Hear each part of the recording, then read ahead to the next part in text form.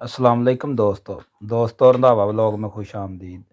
हाँ जी, उम्मीद करते ही तमाम दोस्त ठीक ठाक होणगे। हाँ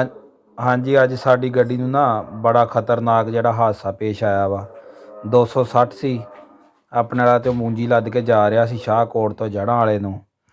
ते राह दे विच 58 झाड़ आउंदी आ कोई जड़ां वाले तो शाहकोट वाली साइड नूं 5-6 किलोमीटर जड़ां वाले तो ना शाहकोट वाली साइड नूं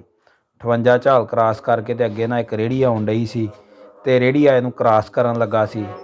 ਤੇ ਅੱਗੋਂ ਗੱਡੀ ਆਉਣ ਡਈ ਸੀ ਬਹੁਤ ਸਪੀਡ 'ਚ। ਗੱਡੀ ਵਾਲੇ ਨੂੰ ਬਚਾਉਂਦਿਆਂ ਜਿਹੜਾ ਟਰੈਕਟਰ ਦੀ ਉਹਨੇ ਬ੍ਰੇਕ ਮਾਰੀ ਆ ਤੇ ਬ੍ਰੇਕ ਕਿਤੇ ਖੁੱਲੀ ਸੀ ਜਾਂ ਬ੍ਰੇਕ ਫਸੀ ਆ, ਇਹ ਹੁਣ ਅੱਲਾ ਹੀ ਜਾਣਦਾ ਕੀ ਵਜ੍ਹਾ ਬਣੀ ਆ। ਉਹਦੇ ਨਾਲ ਇਹ ਜਿਹੜਾ ਟਰੈਕਟਰ ਥੱਲੇ ਉਤਰ ਗਿਆ ਵਾ, ਜਿਸ ਤਰ੍ਹਾਂ ਕਿ ਤੁਹਾਨੂੰ ਨਜ਼ਰ ਆਉਣ ਡਿਆ ਸਾਹਮਣੇ ਟਰੈਕਟਰ ਥੱਲੇ ਆ, ਟਰਾਲੀ ਜਿਹੜੀ ਰੋਡ ਦੇ ਉੱਤੇ ਆ ਤੇ ਇਹਨੂੰ ਆਪਾਂ ਹੁਣ ਲੱਗੇ ਆ ਕੱਢਣ।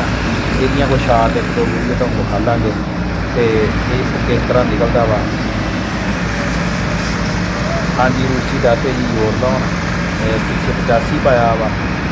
ਉਹ ਕਿਤੇ ਕੋਈ ਕਰਨਾ ਵਾ 2-250 ਮਿੰਟ ਅੱਗੇ 2 ਰੂਸੀ ਪਾਏ ਨੇ, ਉਹ ਪਛਾਣ ਖਿੱਚਣ ਡਏ ਨੇ ਤੇ ਇਸ ਤਰ੍ਹਾਂ ਕਰਕੇ ਜਿਹੜਾ ਇਹਨੂੰ ਬਾਹਰ ਕੱਢਿਆ ਵਾ ਸੀ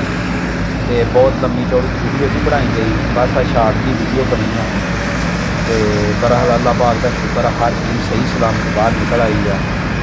ਤੇ ਬਾਕੀ ਜਿਹੜਾ ਜਾਨੀ ਨੁਕਸਾਨ ਤੋਂ ਬਚਾਅ ਹੋ ਗਿਆ, ਹੋਰ ਸਾਡੇ ਕਿਸੇ ਦੇ ਕੋਈ ਨਹੀਂ ਲੱਗੀ ਤੇ ਹੋਰ ਮਾਲੀ ਨੁਕਸਾਨ ਤੋਂ ਵੀ ਜਿਹੜਾ ਵਾ ਉਹ ਵੀ ਬਚਾਅ ਹੋ ਗਿਆ ਵਾ। ਤੇ ਇਹ ਜਿਹੜਾ ਸਾਰਾ ਸਿਸਟਮ ਸਾਡਾ ਇਸ ਤਰ੍ਹਾਂ ਝਟਕੇ ਮਾਰ ਕੇ ਰੂਸੀਆਂ ਨੇ ਇਹਨਾਂ ਨੂੰ ਬਾਹਰ ਕੱਢਿਆ ਵਾ ਤੇ ਰੂਸੀਆਂ ਨੂੰ ਇਹਦੀ ਇਸ ਮੌਕੇ 'ਤੇ ਜਿਹੜੀ ਦਾਦ ਦੇਣੀ ਪਵੇਗੀ